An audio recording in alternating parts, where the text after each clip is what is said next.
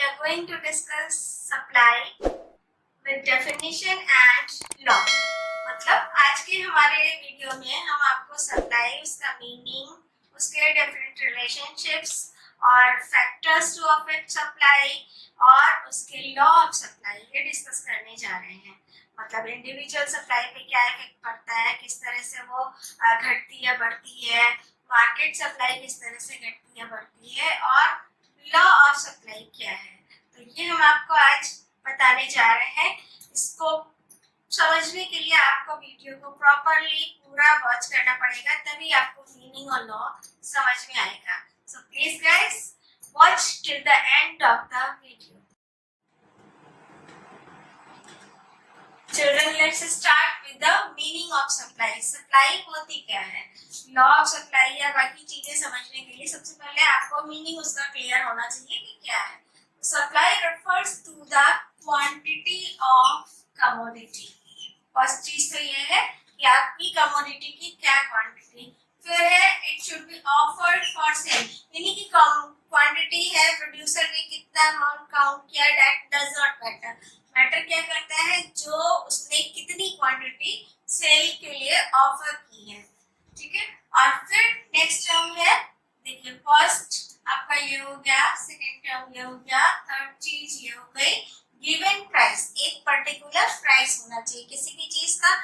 ये नहीं कि आज अभी प्राइस 10 रुपए है, आपने किसी से मोल तोल कर लिया, उसके 12 रुपए का दे दिया, 10 रुपए का दे दिया, नहीं, it has to be there at given price and at last given market at a given time। देखिए कितनी सारी चीजें हो गई जो एक सप्लाई को पूरा बनाती है। एक तो होनी चाहिए quantity of the commodity that is to be offered for sale। Sale के लिए क्या क्वांटिटी ऑफर की गई है, प्रोड्यूसर ने क्या क्वांटिटी प्रोड्यूस की है, उसको हम सप्लाई नहीं कहते। सप्लाई उसको कहते हैं जो प्रोड्यूसर मार्केट में लाता है सेल करने के लिए, और उसके साथ उसका प्राइस गिवन होना चाहिए, एक पर्टिकुलर मार्केट होनी चाहिए और एक पर्टिकुलर टाइम होना चाहिए। मतलब एक पर्टिकुलर टाइम पर, एक पर्टिकुलर मार्केट में, एक पर्टिकुलर प्राइस पर एक प्रोड्यूसर कितनी क्वांटिटी ऑफर करता है सेल करने के लिए, दैट इज कॉल्ड सप्लाई। बहुत सारी चीजें हो गई, time given, market given, price given और क्वांटिटी ऑफर्ड फॉर सेल। तो ये सारी चीजें मिल करके सप्लाई को पूरा बनाती हैं। तो डेफिनेशन फिर से एक बार देखिए, supply refers to the quantity of a commodity offered for sale at a given price in a given market at a given time। particular time, particular market, particular quantity for sale at particular price। अब एक चीज आती है आपकी, एक term आता है difference between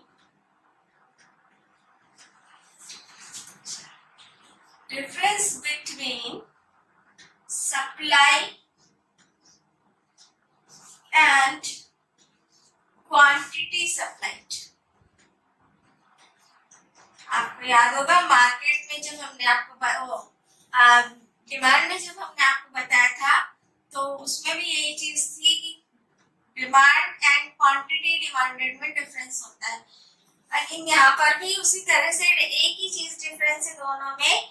इसमें क्या होता है, प्राइस आपका डिटरमाइन होता है। यहाँ पर क्या है कि जब हम सप्लाई की बात करते हैं तो हम सप्लाई करते किसी एक पर्टिकुलर मार्केट में, मतलब एक टाइम पर हमारा क्या प्राइस है, दैट इज कॉल्ड सप्लाई। लेकिन अगर टोटल सप्लाई की बात करते हैं तो मार्केट में अलग अलग प्राइस और अलग अलग मार्केट में वही चीज सेल की जा रही है, तो वो है हमारी सप्लाई। लेकिन जब हम क्वांटिटी सप्लाइड की बात करते हैं तो उसमें प्राइस पर्टिकुलर होता है। See the demand, it refers to the specific amount of commodity, particular amount of a commodity offered for sale on a particular price at point of time. मतलब quantity supplied में price एक particular होता है, वो decided होता है। आप eight एक ही टाइम पर आप डिफरेंट प्राइसेस में आप नहीं सेल कर सकते, वो होता है क्वांटिटी सप्लाइड। एक्चुअली जब हम कोई चीज यहाँ पर हम डिस्कस करते हैं सप्लाई को, या अभी आप इलास्टिसिटी ऑफ सप्लाई पढ़ेंगे, लॉ ऑफ सप्लाई पढ़ेंगे, उसमें सब में हमारा जो इकोनॉमिक्स में मीनिंग होता है वो क्वांटिटी सप्लाइड से रिलेटेड होता है, क्योंकि हम एक ही टाइम में different difference between stock and supply. कई बार लोग जनरल टर्म में स्टॉक, कितना स्टॉक है भैया, कितना सप्लाई है, एक ही चीज ले लेते हैं, बट इकोनॉमिक्स में there is a big difference between stock and supply. Stock क्या होता है? स्टॉक जो प्रोड्यूसर कमोडिटी प्रोड्यूस करता है, जो भी क्वांटिटी प्रोड्यूस करता है, वो it can be available for sale, that is called stock. Can be available, ध्यान दीजिएगा, it can be available for sale, that is called stock. जितना भी उसने प्रोड्यूस किया, ऑब्वियस सी बात है, अगर प्रोड्यूसर कोई चीज प्रोड्यूस कर रहा है तो उसका यही होता है कि वो सेल के लिए मार्केट में उस चीज को लाए और सेल करे और प्रॉफिट ले, लेकिन तब तक वो सप्लाई नहीं बनती जब तक कि वो मार्केट में ले नहीं आता। यहाँ पर है अवेलेबल फॉर सेल, और यहाँ पर है कि मार्केट में सेल के लिए ऑफर्ड है, मार्केट में पहुंच चुकी है वो सेल के लिए। कई बार लोग स्टोर करके रख लेते हैं, वो वेट करते हैं कि कब प्राइस बढ़ेंगे, कब आपकी डिमांड ज्यादा होगी तो वो प्राइस बढ़ा करके उस चीज को सेल कर ले। तो it depend on the different conditions कि वो कोई भी कमोडिटी या क्वांटिटी स्टॉक है या सप्लाई। सप्लाई जो चीज मार्केट में अवेलेबल है, जिसको हम जाकर के तुरंत परचेज कर सकते हैं, वो सप्लाई। और स्टॉक जो प्रोड्यूसर ने प्रोड्यूस की है and available for sale but at the particular time that is not available in the market. So there is a difference between stock and supply. Now come to the factors affecting supply. अब factors affecting में देखिए, supply demand की तरह supply भी दो तरह की होती है, एक होती है पर्टिकुलर या इंडिविजुअल सप्लाई और मार्केट सप्लाई। सो पहले हम डिस्कस करेंगे फैक्टर्स अफेक्टिंग इंडिविजुअल सप्लाई। सबसे पहला जो मेन पॉइंट है वो है प्राइस ऑफ द कमोडिटी। सीधा सीधा रिलेशनशिप होता है, डिमांड में नेगेटिव रिलेशनशिप होता है, जैसे कि प्राइस बढ़ता है तो डिमांड कम हो जाती है और प्राइस कम होता है तो डिमांड बढ़ जाती है। बट सप्लाई में there is a direct relationship between price and supply. अगर प्राइस बढ़ रही है किसी चीज की तो प्रोड्यूसर को प्रॉफिट हो रहा होता है और वो उस कमोडिटी की सप्लाई को बढ़ाता है, यानी कि प्राइस अप सप्लाई अप। और इनवर्स होता है उसी तरह से, अगर प्राइस कम होता है तो सप्लाई प्रोड्यूसर कम कर देता है, क्योंकि प्राइस कम होने की कंडीशन में प्रोड्यूसर को लॉस होने लगता है तो वो सप्लाई कम कर देता है। तो there is a direct relationship, अगर प्राइस बढ़ेगा तो सप्लाई बढ़ेगी, प्राइस कम होगा तो सप्लाई कम होगी। दूसरा पॉइंट है रिलेटेड गुड्स का। प्राइस ऑफ रिलेटेड गुड्स कैसे अफेक्ट करती है? देखिए, रिलेटेड गुड दो तरीके की होती है, एक तो सब्स्टिट्यूट मतलब एक की जगह पर हम दूसरे को यूज कर सकते हैं।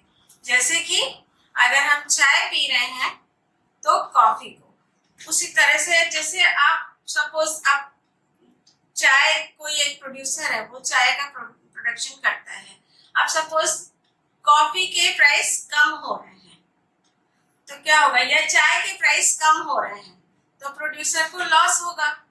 चाय के प्राइस कम होने से प्रोड्यूसर को लॉस हो रहा होगा और वो कॉफी की तरफ आ जाएगा, क्योंकि अगर कॉफी की डिमांड ज्यादा है तो प्रोड्यूसर कॉफी को प्रोड्यूस करेगा। अगर वो देखेगा कि प्राइस किस चीज के कम हो रहे हैं, सॉरी प्राइस किस चीज के बढ़ रहे हैं, वो उस चीज की सप्लाई को बढ़ाता है। सपोज अगर प्राइस चाय के बढ़ रहे हैं तो इसका मतलब चाय की डिमांड ज्यादा है, इसीलिए प्राइस बढ़ाए जा रहे हैं, तो वो चाय को प्रोड्यूस करेगा। और उसी की जगह पर अगर कॉफी के प्राइसेस बढ़ रहे हैं तो वो कॉफी का प्रोडक्शन करने लग जाएगा। मतलब producer can substitute according to the demand of the public, वो अपने दोनों चीजों को सब्स्टिट्यूट कर देता है। But in case of complementary good, दूसरा जो होता है वो होता है कॉम्प्लीमेंट्री। कॉम्प्लीमेंट्री में क्या होता है, एक चीज दूसरे के ऊपर डिपेंड होती है। जैसे कार एंड पेट्रोल है, पेट्रोल के बिना कार बेकार, कार के बिना पेट्रोल बेकार। तो कॉम्प्लीमेंट्री में क्या होता है, अगर पेट्रोल का प्राइस बढ़ रहा है तो कार का प्रोड्यूसर कार के सप्लाई को बढ़ा देगा, क्योंकि उसको पता है कि वो प्राइस बढ़ रहा है और उसकी डिमांड ज्यादा होगी, या मतलब कार का प्रोडक्शन ज्यादा होगा, वो तो उस चीज का प्रोडक्शन बढ़ा देगा। मतलब एक चीज का अगर प्राइस बढ़ रहा है, जैसे प्राइस के इस समय बहुत ही ज्यादा कार मचा हुआ है, तो लोग क्या करेंगे, प्राइस बढ़ने से डिमांड कम कर देंगे। डिमांड कम करने का मतलब, पेट्रोल की डिमांड कम होने का क्या मतलब होगा कि लोग कार की डिमांड भी कम करेंगे। तो कार की डिमांड कम होने की वजह से प्रोड्यूसर को लॉस होने लगेगा, प्रोडक्शन कम करने लगेगा। और दोनों चीजें एक दूसरे पे डिपेंडेंट है। यहाँ पर एक के साथ में डायरेक्ट रिलेशनशिप होता है और एक के साथ में इनडायरेक्ट रिलेशनशिप होता है। नेक्स्ट है prices of factors of production. Factors of production जैसे आप रेंट है, लेबर है या रॉ मटेरियल है, इन सब के प्राइसेस अगर कम होने होते हैं, देखिए प्राइसेस जब प्रोड्यूसर प्रोड्यूस करता है तो सब चीज का पेमेंट उसे करना होता है, उसे रॉ मटेरियल का भी, लेबर का भी, या जो भी चीजें वो प्रोडक्शन में यूज कर रहा है उस सब का उसको पेमेंट करना पड़ता है। तो अगर वो सारे फैक्टर्स हैं, उनका जो पेमेंट है, उनका प्राइस कम होने लग रहा है, या वो चीजें अभी उसको पहले ज्यादा प्राइसेस पे मिल रही थी अब कम प्राइसेस पे मिल रही है, तो वो उन चीजों का प्रोडक्शन सप्लाई ज्यादा कर सकता है, क्योंकि अब उसको उस चीज के लिए ज्यादा प्राइस नहीं देने पड़ रहा है, कम प्राइस देने पड़ रहा है, तो वो उसी पैसे से सप्लाई को बढ़ा सकता है। और अगर इन फैक्टर्स के प्राइसेस बढ़ने लगते हैं तो उसका जो कैपिटल है वो कम होने लगता है धीरे धीरे, तो वो सप्लाई को कम कर देता है। उसके बाद गोल ऑफ फर्म्स भी बहुत ज्यादा डिपेंड करता है। गोल ऑफ फर्म्स कभी कभी जो कंपनी होती है, कंपनी भी कई तरीके की होती है, मोनोपोलिस्टिक होती है या आप कहीं ओलिगोपोली होती है, या अभी इस समय जैसे गवर्नमेंट हैंडल होती है, तो वो डिपेंड करता है किस तरह की कंपनी है। अगर आपकी कंपनी को प्रॉफिट ही चाहिए, उसका एक ही एम है कि उसको प्रॉफिट मैक्सिमाइज करना है, तो वो क्या करेगा, सप्लाई को या अपनी जो भी उसकी क्वांटिटी है उसको हायर प्राइस पर सेल करने की कोशिश करेगा। और अगर प्राइस जो है, या आप कुछ चीजें ऐसी होती है जो गवर्नमेंट भी ले लेती है और गवर्नमेंट एक सपोर्टिंग प्राइस पर मार्केट में लाती है, मतलब उसका एम ये नहीं होता है कि उनका प्रॉफिट ज्यादा हो, उनका एम ये होता है कि लोग ज्यादा से ज्यादा लोगों तक वो क्वांटिटी पहुंचे, मतलब उसकी पब्लिसिटी हो। कई बार फर्म्स ये भी करते हैं, तो वो कम प्राइस पर भी सप्लाई ज्यादा करने की कोशिश करती है।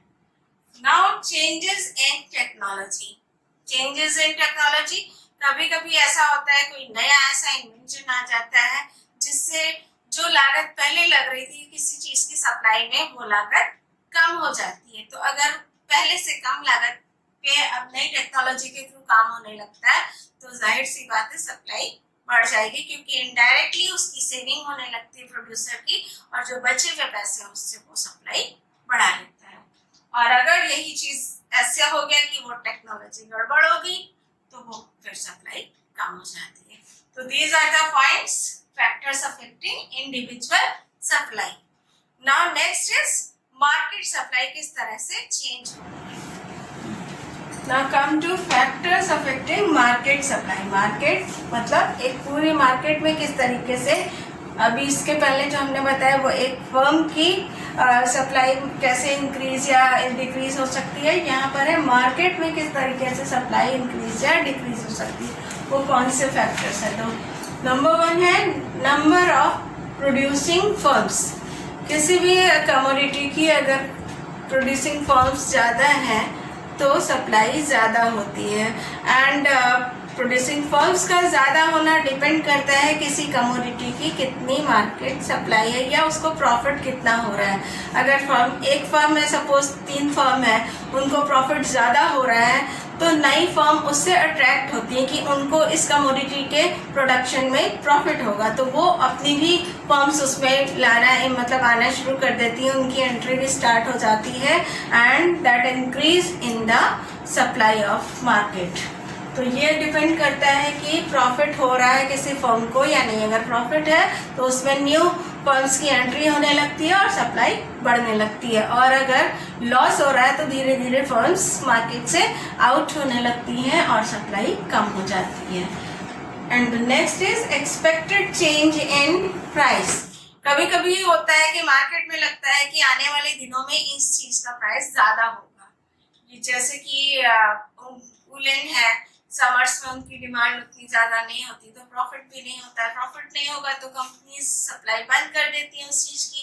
अब उन्हें लगता है कि जाड़ा आने वाला है तो अगर हम अभी रोक लेते हैं वुलन का प्रोडक्ट और उसको विंटर्स आने पर स्टार्ट करते हैं तो उस चीज में उस समय प्रॉफिट होता है। तो डिपेंड की अगर किसी भी और चीज का है, उन्हें लग रहा है कि ऐसा कुछ कोई नेचुरल कैलेमिटीज आने वाली है या कोई ऐसी एक्सीडेंट या कुछ भी होने वाला है और वो जो चेंज है मार्केट में वो उनके प्राइस को बढ़ा देगा, यानी कि उनको प्रॉफिट होने लगेगा, तो प्रोड्यूसर अकॉर्डिंगली उस समय सप्लाई कम कर देते हैं, और जब उनका होता है कि फेवरेबल कंडीशन हो जाती है मार्केट में तब सप्लाई बढ़ा देते हैं।